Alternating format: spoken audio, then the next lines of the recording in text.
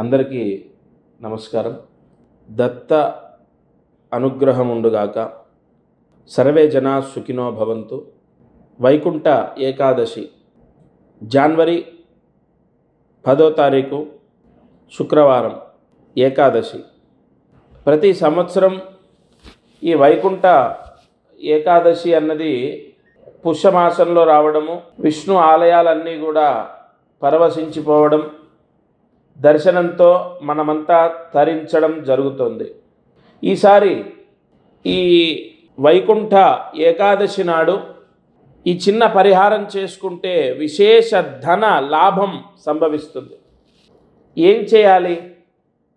శుక్రవారం కదా, తలస్నానాన్ని చేసుకోవాలి. తలస్నానము ఖచ్చితంగా ఆచరించండి. అలాగే ఆ రోజు మీరు విష్ణు ఆలయానికి వెళ్ళడం, దర్శనం చేసుకోవడం, విష్ణు సహస్రనామ పారాయణ చేయటం, లేదా కేశవ, నారాయణ, మాధవ, గోవింద అని విష్ణు నామ స్మరణ చేయటం, అది మీ ఇష్టం. దర్శనానికి వెళ్తారా, లేదంటే విష్ణు సహస్రనామ పారాయణ చేస్తారా, ఏదైనా జపం చేసుకుంటారా, మీ ఇష్టం. ఒకటి, తప్పకుండా తలస్నానం ఆచరించండి. రెండోది, వైకుంఠ ఏకాదశి జనవరి 10వ తారీఖు 2025 కదా, ఆ రోజున తప్పనిసరిగా గోవుకి 3 ప్రదక్షిణాలు చేయండి. మామూలుగా గోవుని దర్శించడం, 3 ప్రదక్షిణాలు చేయడం.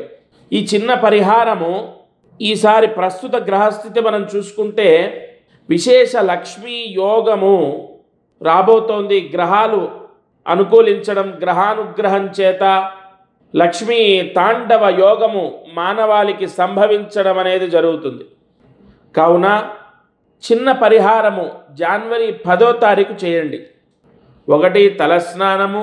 రెండోది, గోవు యొక్క దర్శనం, 3 ప్రదక్షిణాలు.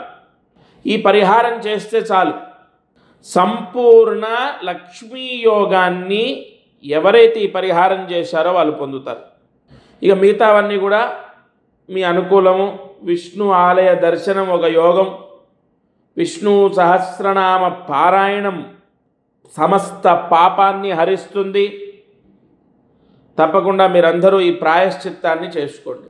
అనేక పరిహారాలు పర్వదినాల్లో మనం చేసినప్పుడు అవి వెంటనే ఫలితాన్ని ప్రసాదిస్తాయి. దత్తార్పణమస్తు.